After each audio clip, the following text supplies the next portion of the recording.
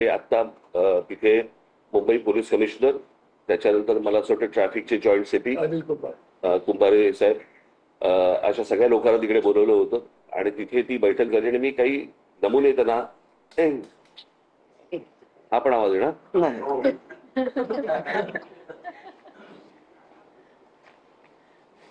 ते नमुने मी त्यांना सांगितले आणि मी त्या प्रकारची एक सिस्टीम लागल्यावरती वर्तमानपत्रामध्ये जाहिरात देऊन एक आपण गोष्ट बघितली पाहिजे की साधारणपणे जास्ती आकाराचा दंड किंवा जेल या गोष्टीला लोक घाबरतात, त्याच्यामुळे दारू पिऊन गाडी चालवणं हे आता जवळपास बंद झालेलं आहे. बरोबर. आता काही गोष्टींची शिस्त लावण्यासाठी म्हणून काही तुम्हाला उपाययोजना कराव्या लागतात. मला असं वाटतं ती गोष्ट ट्रॅफिकसाठी पण होणं गरजेचं आहे. अनेकदा आपल्याकडे नो पार्किंगचे बोर्ड लावलेले असतात, कोणी वाचत नाही, कोणी पाहत नाही, काही नाही. आणि त्याच्यातला एक सोपा मार्ग म्हणून मी काही गोष्टी आता मुख्यमंत्र्यांकडे पण दिल्या, सीपींकडे पण दिल्या, जॉईंट सीपींकडे पण दिल्या आणि त्याच्यावरती आता वर्किंग ते करून पुढच्या काही दिवसांमध्ये साधारणपणे मोठे एक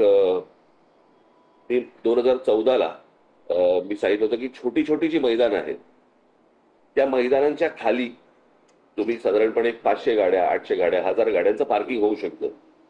त्या प्रकारची टेक्नॉलॉजी जगभर आहे. मैदानं जाणार नाही, ती पार्किंग झाल्यावरती मैदानं तशीच्या तशी इंटॅक्ट राहतील. मुलांना खेळण्यासाठीची जी मैदानं आहेत ती मैदानं कुठेच जाणार नाही. सो अशा प्रकारच्या अनेक अरेंजमेंट्स, अशा प्रकारच्या अनेक गोष्टी आपल्याला करता येण्यासारख्या आहेत. त्यातली पहिली गोष्ट मी त्यांना सांगितलं होतं की पार्किंग आणि नो पार्किंग याच्यासाठी जे फुटपाथ आहेत त्या फुटपाथना आपले काही रंग असले पाहिजेत याच्यावरती. म्हणून मी तुम्हाला एक जस्ट एक अशा प्रकारचा हा नो पार्किंग रेड आणि ब्लॅक म्हणजे तुम्हाला साधारणपणे अंदाज येईल. हा साधारणपणे मी आता इथलेच फक्त फोटो काढून मी जस्ट मला दाखवले या प्रकारचे. इथे गाड्या पार्क करायच्या नाहीत आणि केल्या तर काय प्रकारचं त्यांना शासन होऊ शकतं किंवा काय प्रकारचं त्यांना दंड आकारला जाऊ शकतो यावरती आता मला असं वाटतं राज्य सरकार त्याच्यावरती काम करते.